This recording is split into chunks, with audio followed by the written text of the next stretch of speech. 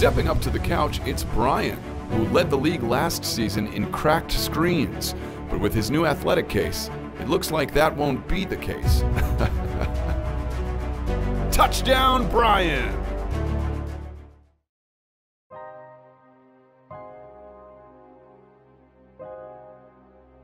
The NBA is arguably the most star-driven league in professional sports, and top individual talent is often enough to elevate the level of play of a team. In order to be acknowledged as one of the best, you typically have to maintain that success over a long period of time. When things are going well, there's no worries, but every year we see a few players that were previously great that fall off and take a step back in terms of how much they're able to produce.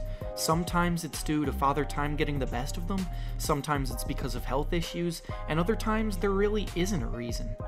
That brings us to the topic of today's video, where we will be discussing 5 NBA star players that have fallen off quite a bit this year as players.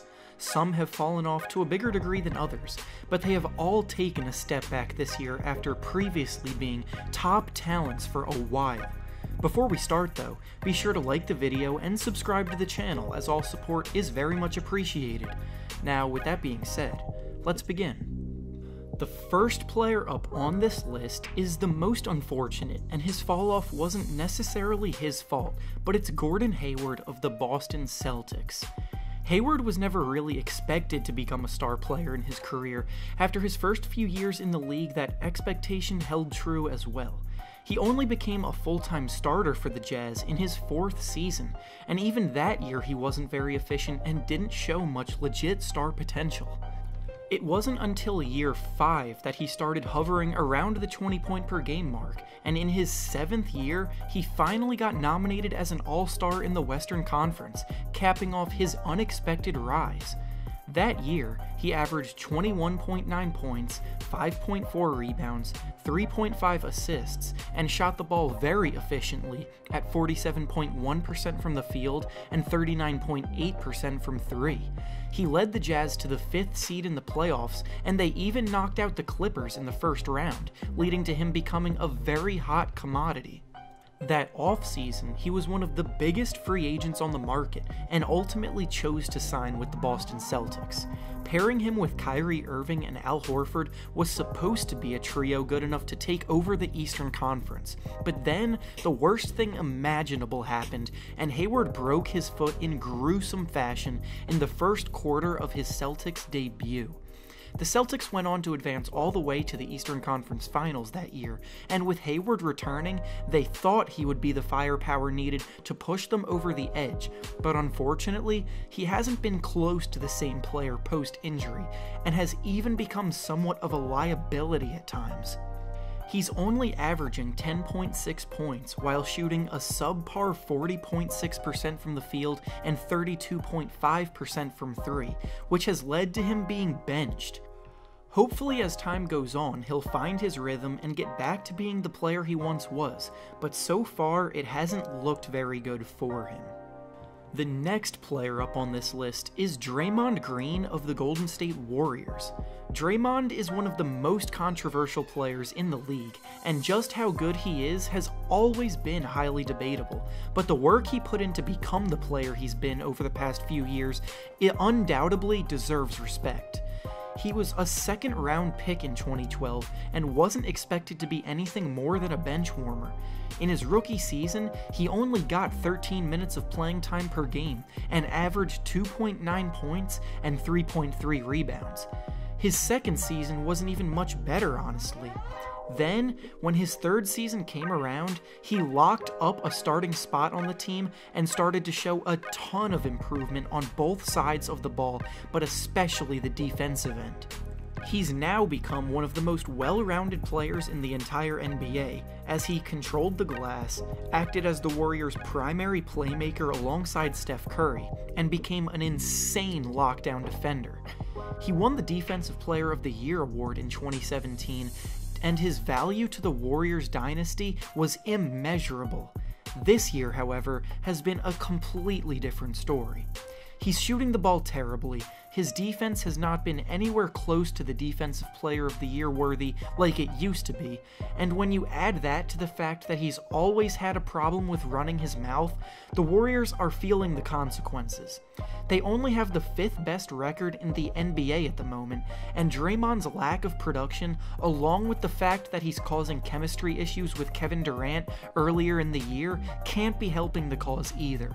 He used to be the biggest X factor to the success of the Warriors, but now he's one of their biggest issues. The next player up on this list is actually Draymond's teammate and co-star, Klay Thompson. While Draymond certainly has been struggling this year, pinning all of the Warriors' struggles on him would be lazy, because Klay has not been his normal self by any means either. Klay is a 4-time All-Star, is currently averaging over 20 points per game for the 5th consecutive season, and he even broke the single-game record for most three-pointers made earlier this year. With all of that being said, you're probably wondering why he could possibly be on this list at all. Well, the biggest reason he's become a star in the first place is because of his three-point shooting, which has been historically good ever since he stepped foot in the league. In his first 5 seasons in the NBA, he shot above 40% from 3 in every single one of those seasons, and was a career 42.2% shooter from deep on 7 attempts per game. Playing alongside Steph Curry, who is widely acknowledged as the best shooter the sport has ever seen, has put him in his shadow a bit, but Klay is still also one of the best shooters the league has ever seen.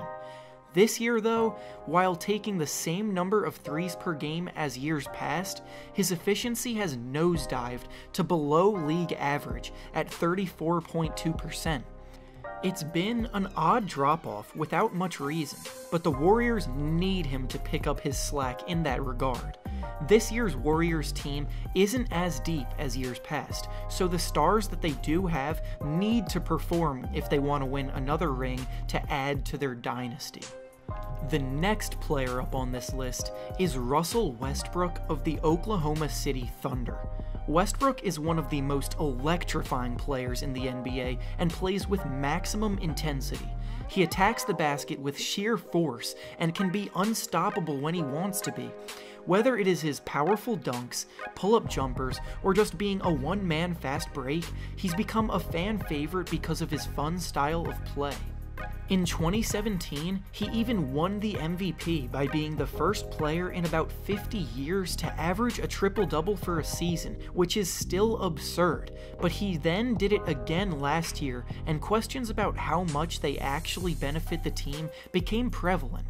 Whether or not it's stat padding or not, it's impressive nonetheless, and he is once again averaging a triple-double this year, which if he keeps it up, would be the 3rd year in a row he's done so. With that being said, there's one major area that he's been struggling with this year that puts him on this list, and that's his jump shooting. Because of this, his scoring average of 21 points per game is the lowest it has been since his 2nd year in the league. He's shooting a miserable 25.8% from 3 this year, and the worst part about it is that he's shooting the 2nd highest number of threes per game of his career. This struggle, combined with his unwillingness to cut back on taking them in games, has led to him being off to a rocky start. Luckily, Paul George is playing at an MVP level this season and keeping the Thunder near the top of the standings, but even though Russ has never been a great shooter by any means, he's still been way worse than usual in that regard. The 5th and final player on this list is Chris Paul of the Houston Rockets. Paul has put together an extremely impressive Hall of Fame career as one of the best point guards the league has ever seen. From his days in New Orleans back when they were called the Hornets, where he ran the show and led the league in assists and steals multiple times, to his days on the Clippers where he, Blake Griffin, and DeAndre Jordan infamously created Lob City, to last year on the Rockets where he played a big part in taking a 3-2 series lead against the Warriors in the Western Conference Finals, Paul has accomplished a lot in his career. However, the one place he's never been is the NBA Finals, and the reason the Rockets couldn't win one more game last year is because Paul got injured and missed the rest of the series.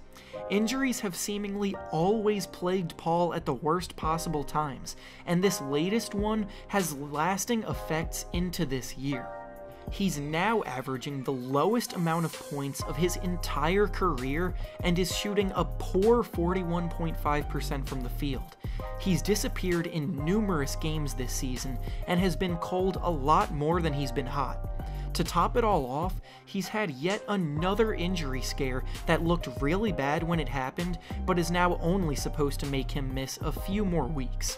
Even when he returns, it's clear he's not been the same player he once was, and the worst part is that he just signed a monster contract with the Rockets for at least another 3 years. He has time to recover and try to get back to his old self, but Father Time is undefeated, and with his injury history, it looks like Paul's career is on the downhill. And with that being said, that's all I have for you today. Make sure to like the video, subscribe to the channel, and check out the Patreon in the description below. Thanks for watching, and I'll see you guys next time.